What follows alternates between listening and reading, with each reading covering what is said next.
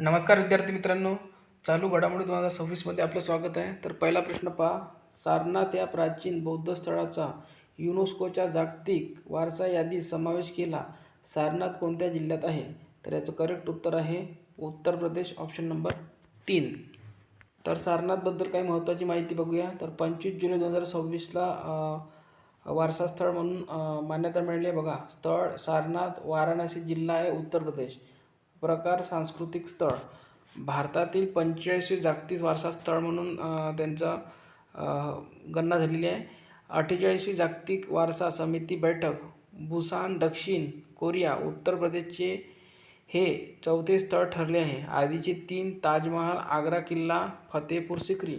आणि महाराष्ट्रात एकूण किती आहे? तर 6 युनेस्को जागतिक वारसा स्थळे आहे. आणि सर्वाधिक स्थळे असलेले देश आहे इटली 61, चीन 60, जर्मनी 55 आणि भारतामध्ये एकूण आहे 45. ठीक आहे. भारतातील वारसा स्थळे बघा, 41वे आहे शांतिनिकेतन पश्चिम बंगाल, 42वे आहे होयसळांचे पवित्र मंदिरा समूह कर्नाटक इथलं, आणि 43वे आहे मोईदाम आसामचं, 44वे आहे भारतातील मराठा लष्करी भूप्रदेश महाराष्ट्र, आणि 45वे जे आता लेटेस्ट आहे ते आहे सारनाथ उत्तर प्रदेश, वाराणसी जिल्हा. प्रश्न क्रमांक 2 पहा, 33व्या आसियान प्रादेशिक मंच मंत्रिस्तरीय परिषदेचे आयोजन कोठे करण्यात आले आहे? याचं योग्य उत्तर आहे मनिला, ऑप्शन. प्रश्न क्रमांक 3 पहा, भारतामध्ये केंद्रीय राखीव पोलीस दल म्हणजे CRPFची स्थापना केव्हा करण्यात आली आहे? तर 27 जुलै. स्थापना दिवस त्याचं लक्षात ठेवा, 27 जुलै आहे.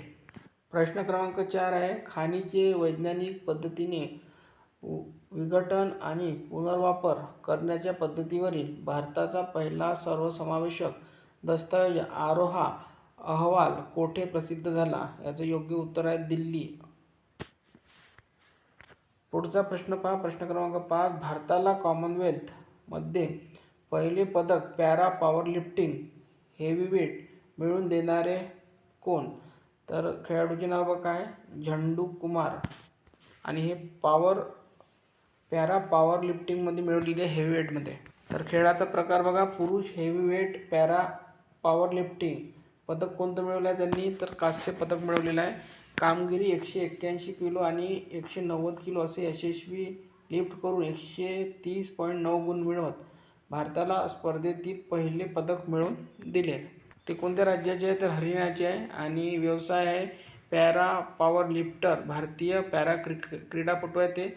महत्त्व, या कामगिरीमुळे भारताचे पदक खात्याची सुरुवात झालेली आहे, म्हणजे पहिलं पदक आहे ते. प्रश्न क्रमांक 6, भारतीय सशस्त्र दलाच्या पहिल्या संपूर्ण महिलांच्या जागतिक नौकानयन मोहिमेचे नाव काय आहे, जी सध्या चर्चेत आहे? याचे योग्य उत्तर आहे समुद्र प्रदक्षिणा. प्रश्न क्रमांक 7 आहे, आपला पहिला 350 किलोग्राम थ्रस्ट असलेला स्वदेशी डिस्पोजेबल टर्बोजेट इंजिन कोणत्या देशाने विकसित केला आहे?